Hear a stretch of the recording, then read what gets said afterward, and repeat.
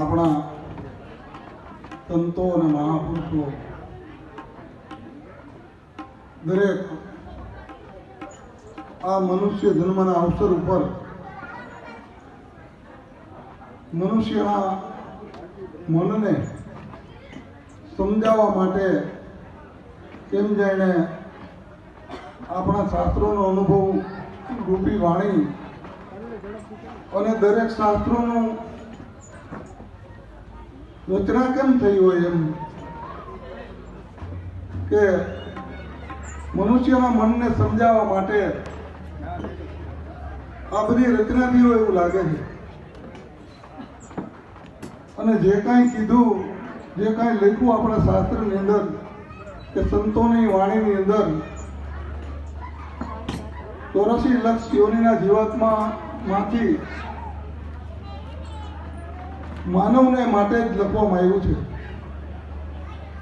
કે માનવ તું આ રસાસ્વાદની ઇન્દ્રિયોમાંથી પાછો વળી જા અને તારા સ્વરૂપ તરફ પાછો વળ.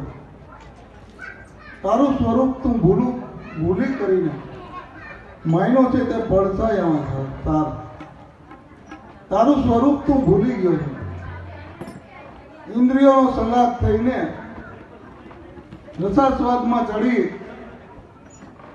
અને તારું લક્ષ્ય તું ચૂકી ગયો. મનુષ્ય જન્મ એક પારસમણી સમાન છે. એ તું આ માનવ અવસર સમયે તું ભૂલી ગયો. એટલે દરેક સંતો મહાપુરુષો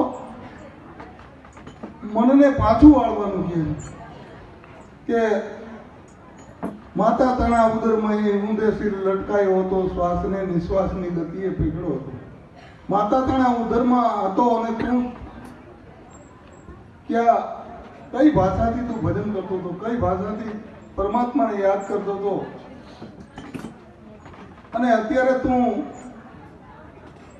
ક્યાં